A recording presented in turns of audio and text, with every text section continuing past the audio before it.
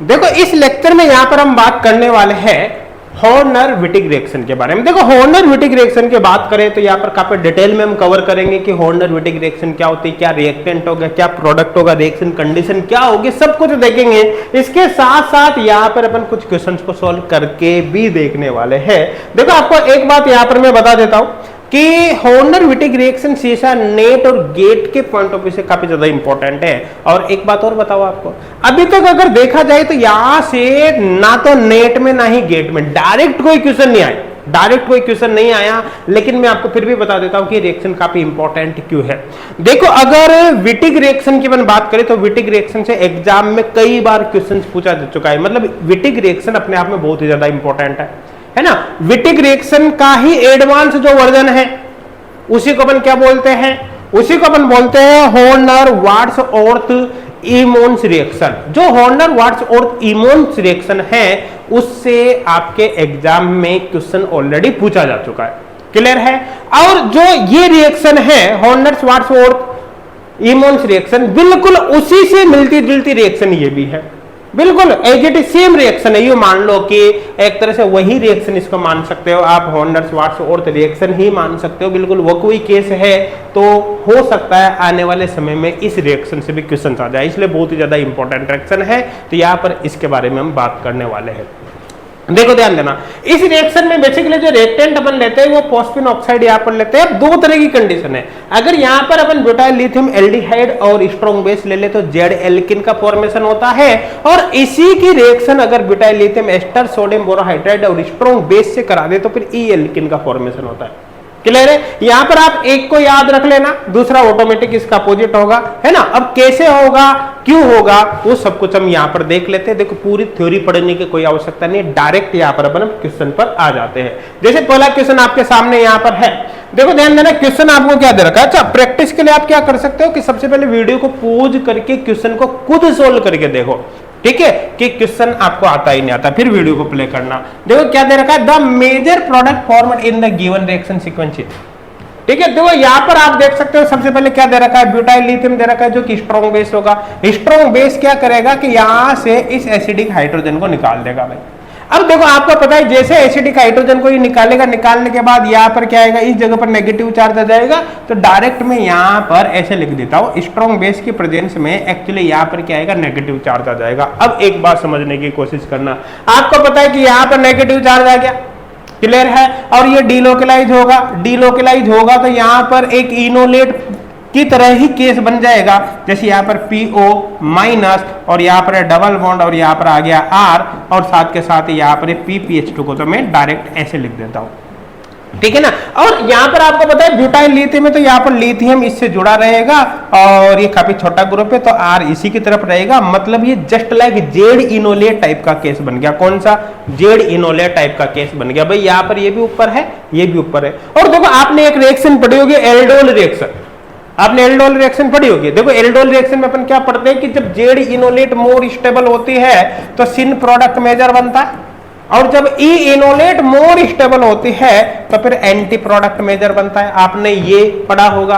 बिल्कुल उसी कॉन्सेप्ट को यहाँ पर काम में लेंगे, क्योंकि यहाँ पर जेड इनोलेट, हालांकि इनोलेट नहीं है लेकिन वैसा ही केस है, यहाँ पर जेड इनोलेट मेजर बन रही है। इसका सीधा सीधा मतलब है कि यहाँ पर सिन प्रोडक्ट मेजर बनने वाला है। कौन सा, सिन प्रोडक्ट मेजर बनने वाला है। अब इसी कॉन्सेप्ट को काम में अपन आगे लेंगे तो यहाँ पर देखो क्या है, नेगेटिव चार्ज। ये नेगेटिव चार्ज ये क्या है भाई, एल्डिहाइड है। तो आपको ये अच्छी तरह से पता है, इसको अपन ऐसे लिख सकते हैं H, यहाँ पर ये R- डबल बॉन्ड O, है ना। तो यहाँ पर आप क्या कर सकते हो कि ये नेगेटिव चार्ज का यहाँ से यहाँ पर अटैक हुआ, यहाँ से यहाँ पर ये बॉन्ड टूटा। तो देखो ध्यान देना, समझना यहाँ पर क्या बनेगा। देखो इसको तो मैं एज इट इज लिख रहा हूँ, यहाँ पर ये PH2P है ना, यहाँ पर क्या हो गया भाई, ये डबल बॉन्ड O, ठीक है। ये यहाँ पर, अब यहाँ पर इस पे R जुड़ा हुआ है, और ये जो कार्बन है, ये कार्बन यहाँ पर इससे बॉन्ड बनाएगा, जो यहाँ पर O- होगा। देखो ये यहाँ पर O- फाइनली OH में कन्वर्ट हो जाएगा वर्कअप के बाद। और आपको पता है कि यहाँ पर इससे क्या जुड़ा है, R-, तो यहाँ पर आ जाएगा R-। चूंकि यहाँ पर जेड इनोलेट टाइप का केस है तो यहाँ पर सिन प्रोडक्ट मेजर बनेगा, इसलिए यहाँ पर मैं इसको ऐसे बना देता हूँ, ऐसे ऐसे यहाँ पर ये बना देता हूँ सिन प्रोडक्ट। मेरे हिसाब से क्लियर हो गया होगा, बहुत अच्छे से आपके समझ में आ गया होगा। यहाँ पर देखो फर्स्ट स्टेप में क्या, सेकंड में क्या। फर्स्ट स्टेप ने यहाँ से एच निकाल के नेगेटिव आया, है ना, जो कि जेड इनोलेट टाइप का केस है, इसलिए यहाँ पर सिन प्रोडक्ट मेजर बनाना है। सेकंड स्टेप में इसका अटैक इस पर हुआ, इस कार्बन पर, तो यहाँ पर सिन प्रोडक्ट यहाँ पर बन गया। ये क्या हो गया भाई, ये सिन हो गया। अब देखो नेक्स्ट केस में क्या है, आपको पता है यहाँ पर स्ट्रॉन्ग बेस हमने ले रखा है, तो ये स्ट्रॉन्ग बेस जब आप यहाँ पर रिएक्शन कराओगे तो स्ट्रॉन्ग बेस क्या करेगा, ये स्ट्रॉन्ग बेस यहाँ से इस मोर एसिडिक एच को निकाल देगा। अब जैसे स्ट्रॉन्ग बेस इस मोर एसिडिक एच को निकालेगा तो फाइनली यहाँ पर O माइनस आएगा। मैं डायरेक्ट ही यहाँ पर लिख दूंगा, देखो ध्यान से समझने की कोशिश करना, मैं सीधा इसको बता रहा हूँ, यहाँ पर क्या होगा, O माइनस होगा, है ना, यहाँ पर क्या होगा भाई, O माइनस होगा, तो मैं सीधा ही यहाँ पर O माइनस लगा देता हूँ। क्लियर है, कैसे हुआ समझ में आ गया होगा, कोई डाउट आपके नहीं होगा, क्योंकि स्ट्रॉन्ग बेस ने यहां से निकाल दिया। अब एक बात समझने की कोशिश करना, आपको पता है यहाँ पर O माइनस है और यहाँ पर P डबल बॉन्ड O है, ऑक्सीजन फॉस्फोरस के बीच काफी स्ट्रॉन्ग बॉन्ड बनता है, इसलिए डायरेक्ट इस पर अटैक कर सकता है। लेकिन आपको पता है कि डायरेक्ट अटैक नहीं कर सकता, क्यों, क्योंकि आपको पता है ये प्लेन में या आउट ऑफ प्लेन है। अगर मुझे इसके बॉन्डिंग इससे करवानी है तो दोनों का प्लेन मुझे सेम करना पड़ेगा। मतलब ये प्लेन में तो इसको भी मुझे प्लेन में लाना पड़ेगा, या फिर ये वेज पर है तो इसको भी आप वेज पे ले आओ, दोनों में से कोई भी काम कर दो, कोई दिक्कत वाली बात नहीं। तो यहां पर मैं ऐसा करता हूं कि पहले इसको भी मैं प्लेन में ले जाता हूं। तो यहां पर प्लेन में ले जाते हैं, क्या होगा देखो समझना, ये O माइनस मैंने प्लेन में कर दिया, ये ऑलरेडी प्लेन में है, इसे P समझ में आ रहा है, यहाँ पर PPH2। अब देखो यहां पर जैसे ये प्लेन में आएगा इस पर अटैक कर सकता है, अटैक के बाद O डबल बॉन्ड O किस में कन्वर्ट हो गया, O माइनस में।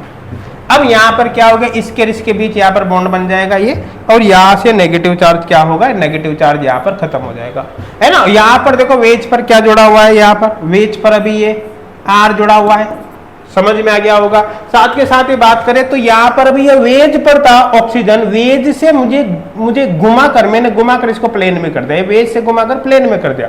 तो जैसे इसको घुमाऊंगा तो ये जो प्लेन में R डैश है ये वेज पर चला जाएगा, भाई इसको घुमाया ना अपन ने, यू घुमाते ये प्लेन में चला गया और ये वेज पर चला जाएगा, तो यहाँ पर R डैश भी किस पे चला गया, वेज पर चला गया।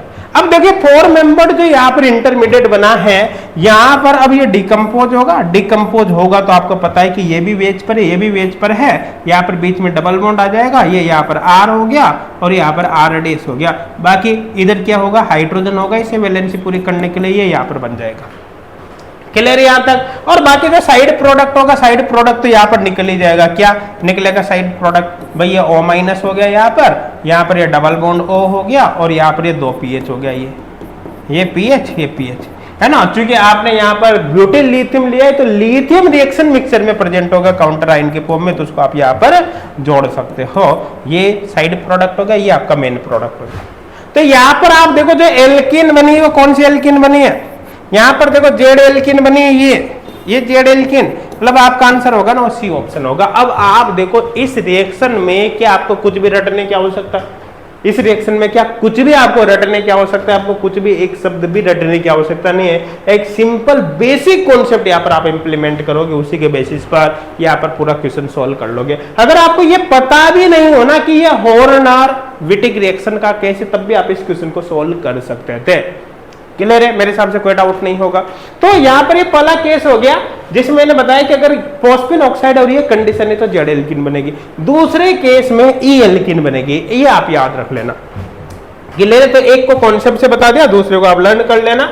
चलो ये क्वेश्चन है, ठीक है। अब यहाँ पर देखो वही ब्यूटाइल लिथियम हो गया, एस्टर हो गया, सोडियम बोरोहाइड्राइड हो गया और स्ट्रॉन्ग बेस हो गया। आप देख सकते हो ये butyl lithium ester sodium borohydride strong base क्या बनेगा, फाइनली ई एल्किन बनेगी, है ना। तो ई एल्किन बनेगी। अब देखो सबसे पहले तो ई एल्किन देखो, यहाँ पर एल्किन नहीं दे रखी, गया काम से, ये भी नहीं दे रखी, ये भी नहीं दे रखी, ई एल्किन ये दे रखी आपको, ये आपका आंसर होगा। तो डायरेक्ट आप कर सकते हैं, लेकिन मैं आपको फिर भी तरीका बता रहा हूं। देखो डायरेक्ट प्रोडक्ट बनाने के लिए तो आप क्या करोगे, ये कार्बन है ना और इसका ये वाला कार्बन, दोनों कार्बन के बीच डबल बॉन्ड बना दो। ये दोनों कार्बन के बीच आपने डबल बॉन्ड बना दिया। क्लियर है। अब चूंकि ई बनाना है तो R और R डैश दोनों को अपोजिट साइड में जोड़ो, R और R डैश ये अपोजिट साइड में जोड़ दिया, है ना। और बाकी जो वैलेंसी बचे वहां पर हाइड्रोजन जोड़ दो, ये आपने हाइड्रोजन जोड़ दिया, यही प्रोडक्ट होगा, आप यहाँ पर देख सकते हैं। क्लियर है? ये कैसे बनता है, चलो इसको भी हम एक बार देख लेते हैं। डायरेक्ट प्रोडक्ट बनाने का तरीका तो मैंने बता दिया, इस कार्बन के बीच डबल बॉन्ड बनाओ और चूंकि ई बनाना है तो आर और आर डैश को अपोजिट कर दो, इस तरह से आप डायरेक्ट यहाँ पर प्रोडक्ट बना सकते हो। लेकिन अब आपको मैं यहाँ पर इसकी थोड़ी सी मैकेनिज्म बता देता हूँ। देखो आपको करना क्या है यहाँ पर, देखो ध्यान से समझना भाई। आपको पता है कि स्ट्रॉन्ग बेस है, स्ट्रॉन्ग बेस है तो यहां से क्या करेगा भाई, एच निकालेगा, इस एच को ये निकाल देगा। निकालते यहाँ पर फाइनली क्या आएगा, यहाँ पर आ गया O माइनस। आपको पता है एस्टर को कैसे लिख सकता हूँ, ये R dash C double bond O E T ऐसे लिख सकते हैं। क्लियर है? ये चूंकि न्यूक्लियोफाइल बन गया तो यहाँ पर अटैक करेगा, बॉन्ड टूटेगा, जब वापस बॉन्ड बनेगा तो न्यूक्लियोफाइल, ये लिविंग ग्रुप बाहर हो गया। तो ऐसे केस में क्या होगा, कैसे केस में इस कार्बन से बॉन्डिंग अब इस कार्बन की हो जाएगी। क्लियर है? तो यहाँ पर फाइनल अपन कर सकते हैं, देखो यहाँ पर ये PPH2, यहाँ पर डबल बॉन्ड O और यहाँ पर आप देख सकते हो ये जो कार्बन है इससे क्या जुड़ा है, ये R और इस कार्बन से ये कार्बन की बॉन्डिंग बन जाएगी, ये यहाँ पर C डबल बॉन्ड O और यहाँ पर हो गया ये R डैश।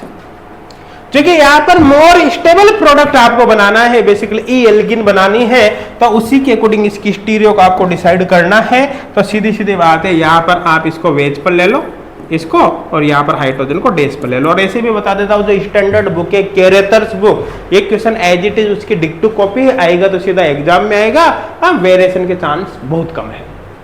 क्लियर है? यहां तक समझ में आ रहा है ना? अब यहाँ पर आपने ये इसकी थर्मोडायनेमिक स्टेबिलिटी के अकॉर्डिंग देखा, ये मानने पर ऑटोमेटिक है ई प्रोडक्ट यहाँ पर बनेगा जो कि मोर स्टेबल होगा। अब देखो यहाँ पर क्या होगा, ये काम हो गया भाई, यहाँ पर खत्म। उसके बाद देखो यहाँ पर क्या है, sodium borohydrate, sodium borohydrate hydride transfer reducing agent है, H माइनस देगा, है ना। और आपको पता है कि यहाँ पर कार्बोनिल है तो यहाँ पर क्राम्स रूल के अकॉर्डिंग इस पर अटैक करवाना पड़ेगा आपको। किसके अकॉर्डिंग? क्राम्स रूल के अकॉर्डिंग। देखो आपको ये पता है कि ये जो तीन ग्रुप है इसमें सबसे बड़ा ग्रुप है, इसको लार्ज ग्रुप बोल सकते हैं, ये स्मॉल ग्रुप है और ये कौन सा है ये आपको पता नहीं, लेकिन इसको अपन मीडियम ग्रुप अभी मान लेते हैं। क्लियर है?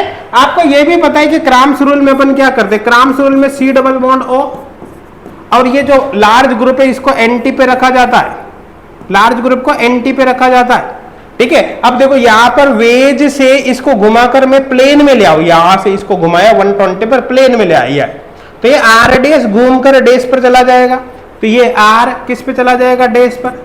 ऐसे केस में डैश वाला ये H घूम कर वेज पर चला जाएगा। अच्छा, ये R किस पे, डैश पर, तो सीधी सीधी बात है R कौन सा, मीडियम ग्रुप। और तो कुल मिलाकर क्या हुआ, सीधी सीधी बात है, ये तो इसकी जगह आ गया, ये इसकी जगह आ गया और ये इसकी जगह चला जाएगा, ये यहाँ पर होगा ना। मैं यहाँ पर अब डायरेक्ट ऐसे कर देता हूं, तो ये जो H है ये वेज पर आ जाएगा ना, H क्या है, स्मॉल ग्रुप ये।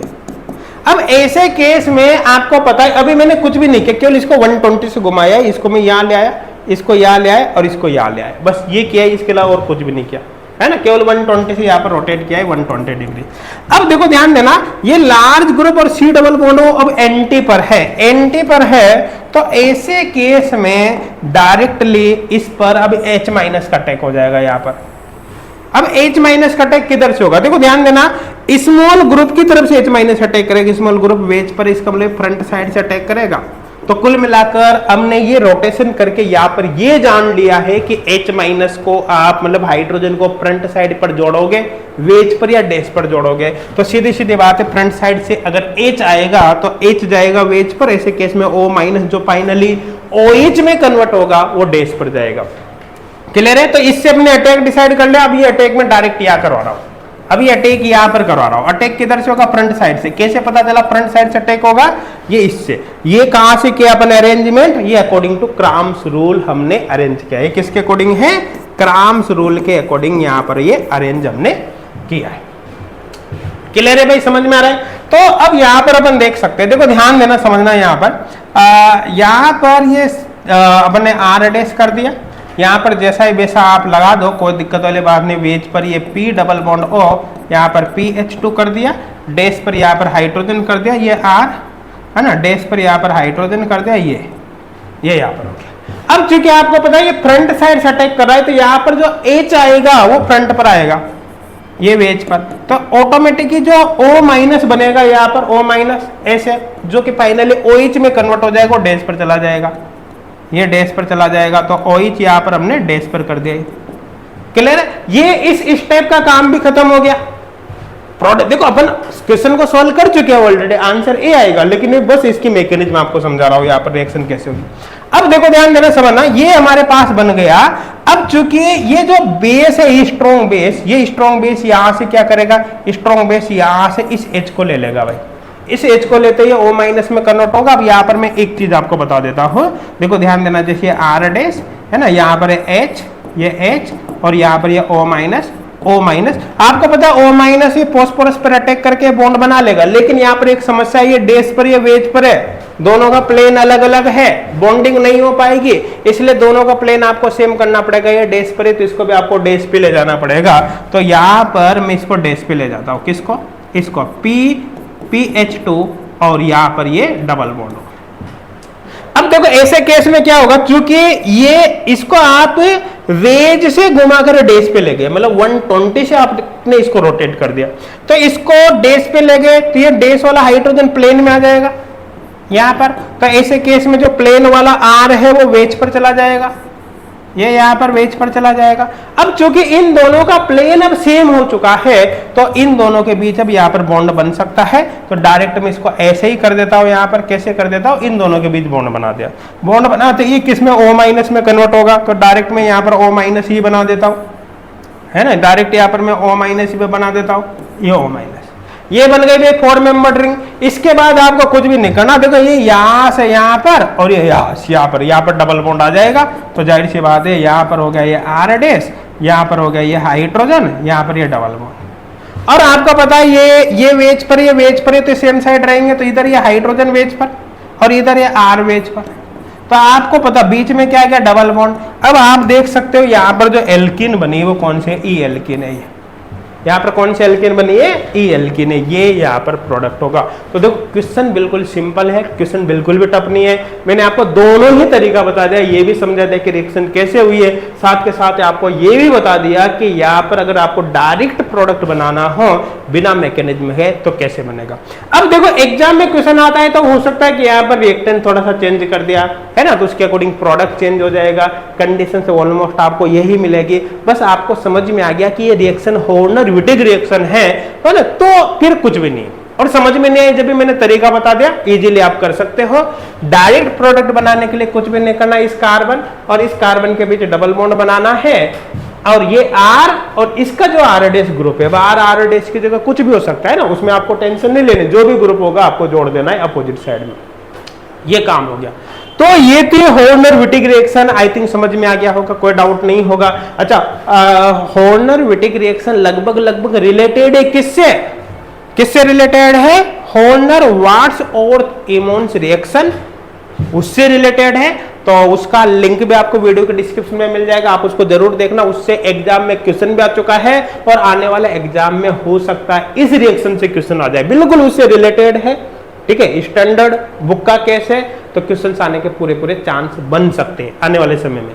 और साथ के साथ ही विटिग रिएक्शन जरूर देख लेना। तो विटिग रिएक्शन हो चाहे हॉर्नर यहाँ पर कौन सी रिएक्शन हो गई भाई, हॉर्नर वाट्स और इमोन्स रिएक्शन हो, चाहे फिर ये हॉर्नर विटिग रिएक्शन हो, आप इनको जरूर देखना, काफी ज्यादा इंपॉर्टेंट है। और जो पहले वाले दोनों रिएक्शन है उनका लिंक आपको वीडियो के डिस्क्रिप्शन में मिल जाएगा, है ना। और कोई भी डाउट हो तो आप कमेंट करके जरूर बता देना, मैं कोशिश करूंगा आपके उस डाउट का रिप्लाई करने की। Thank you.